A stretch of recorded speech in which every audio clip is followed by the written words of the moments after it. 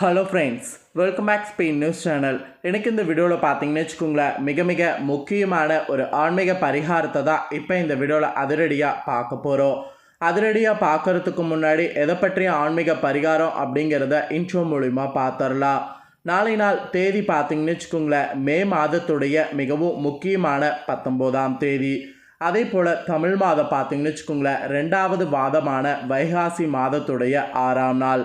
அதே போல் நாளை நாள் கிழமை பார்த்தீங்கன்னு வச்சுக்கோங்களேன், ஞாயிற்றுக்கிழமை. ஸோ நாளை நாள் வரக்கூடிய இந்த ஞாயிற்றுக்கிழமை சாதாரணமாக வரக்கூடிய வீக்கெண்ட் கிடையாது. நாளை நாள் இந்த ஞாயிற்றுக்கிழமை ரொம்ப ஸ்பெஷல் நாள் என்று சொல்லலாம். அப்படி என்ன ஸ்பெஷல் நாளுன்னு கேட்குறீங்களா? நாளை நாள் பார்த்தீங்கன்னு வச்சுக்கோங்களேன், வைகாசி மாதத்தில் வளர்பிறையில் ஏகாதேசியானது வருது.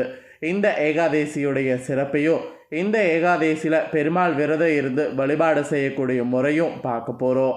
அது மட்டும் இல்லாமல் நாளைய இந்த ஏகாதேசியில் கண்டிப்பாக நம்ம வீட்டில் பார்த்திங்கன்னு வச்சுக்கோங்களேன், ஒரு முக்கியமான பரிகாரத்தையும் செய்யணும். அது என்னங்கிறதையும் பார்க்க போகிறோம். முதல்ல நாளை நாள் ஏகாதேசியில் என்ன பரிகாரம் செய்யணுங்கிறத பார்க்கலாம். அதற்கு பிறகு வைகாசி ஏகாதேசியுடைய சிறப்பை பார்க்கலாம்.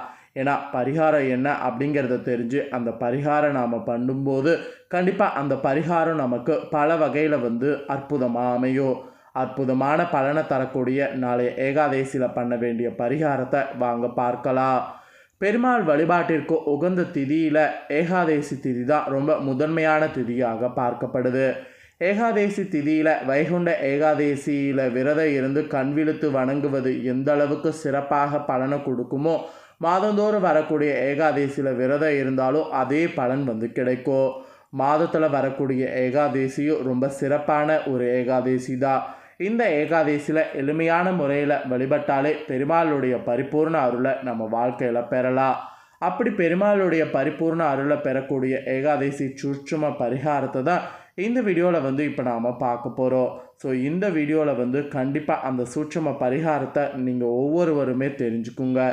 செல்வம் வளம் அதிகரிக்கிறதுக்கு ஏகாதேசியில் நாளை நாள் நாம் செய்ய வேண்டிய சூட்சும பரிகாரம் இதுதான்.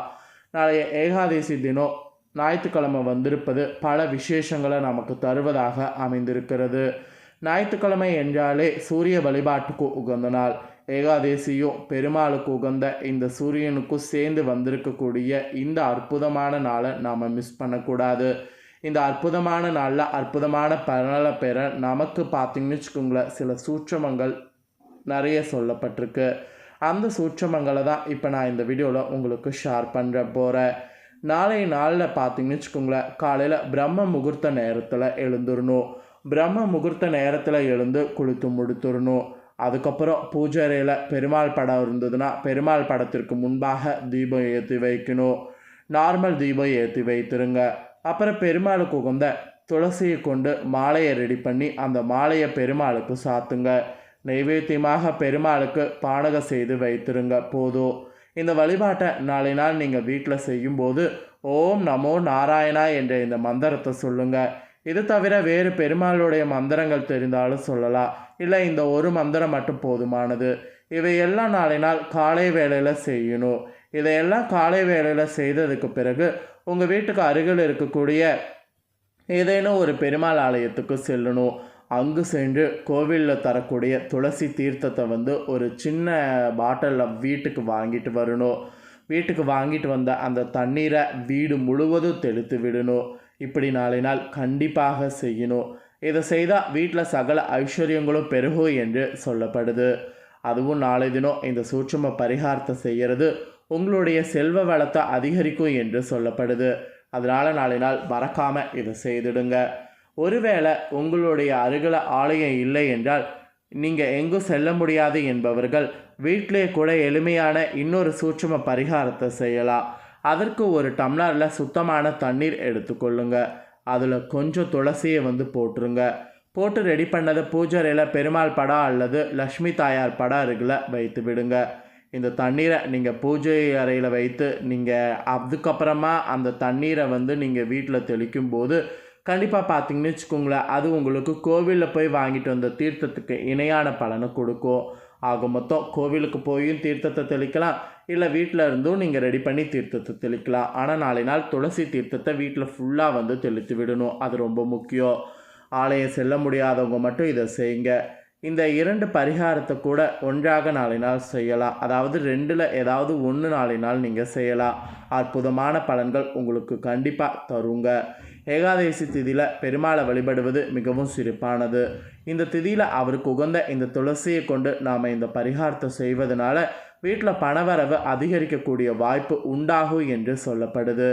மேலும் பெருமாளுடைய பரிபூர்ண அருகணத்தை பெற்று, அதாவது அனுகிரகத்தை பெற்று நல்ல செல்வ வளத்தோடு வாழ வைக்கக்கூடியது இந்த ஒரு சூட்சும பரிகாரம். அந்த மாதிரியான சூட்சும பரிகாரத்தை தான் இந்த வீடியோவில் உங்களுக்கு இப்போ ஷேர் பண்ணியிருக்கேன். உங்களுக்கு நம்பிக்கை இருந்ததுன்னா நம்பிக்கை இருக்கக்கூடிய அடிப்படையில் நம்பிக்கையோடு இந்த பலனை செய்து நல்ல பலனை பெறுங்க. ஸோ நாளை நாள் பரிகாரம் செய்ய வேண்டியது இந்த சிம்பிளான துளசி தண்ணீர் தெளிக்கிறது தான். இவ்வளோ நேரம் துளசி தண்ணீரை தெளிக்கிறத பற்றி ஷேர் பண்ணிட்டேன். இப்போ நாளை நாள் வைகாசியுடைய இந்த ஒரு இதை சிறப்பை பார்க்க போகிறோம். அதாவது வைகாசி வளர்பிறை ஏகாதசியுடைய சிறப்பை பார்க்க போகிறோம். ஸோ நாளை நாள் எப்படி விரதம் இருக்கணும் அப்படிங்கிற விரத முறையையும் தெரிஞ்சுக்குங்க. வைகாசி மாத வளர்பிறை ஏகாதசியான நாளை நாள் பெருமாளை விரதம் இருந்து வழிபாடு செய்கிறதுனால கிடைக்கக்கூடிய பலன்கள் என்னென்னங்கிறது தான் இப்போ இந்த வீடியோவில் தெரிந்து கொள்ள போகிறீங்க. வைகாசி மாதத்தில் வளர்பிறை காலத்தில் வரக்கூடிய நாளைய இந்த ஏகாதசி மோகினி ஏகாதசி என்று அழைக்கப்படுகிறது.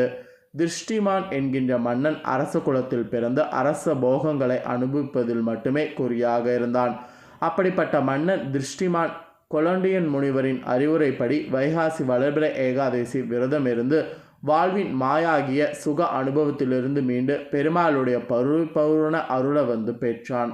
அதாவது பெருமாளுடைய பூரண அருளை பெற்றான்.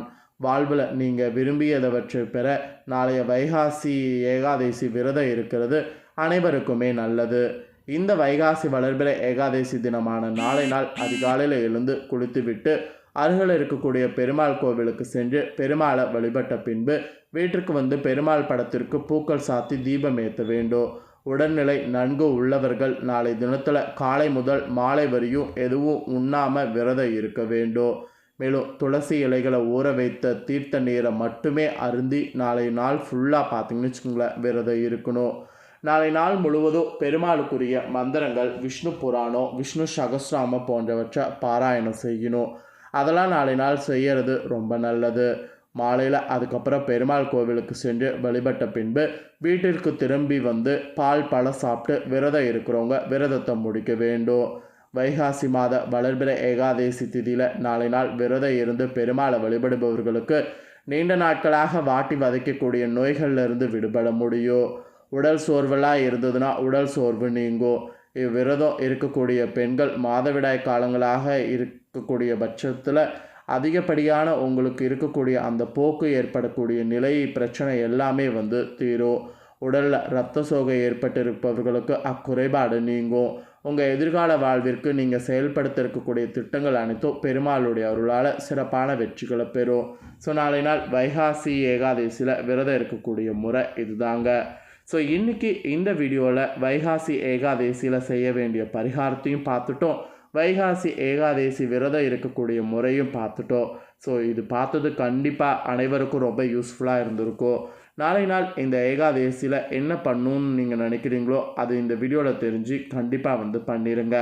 ஸோ விரதம் இருக்கணும்னு நினைக்கிறவங்க விரதம் இருங்க. விரதம் இருக்க முடியாதவங்க அந்த பரிகாரம் மட்டும் செய்துடுங்க. 2ல் எது உங்களுக்கு நாளை நாள் செய்ய முடியுமோ அதை செய்து பெருமாளுடைய அனுகிரகத்தை பெற்றுங்க.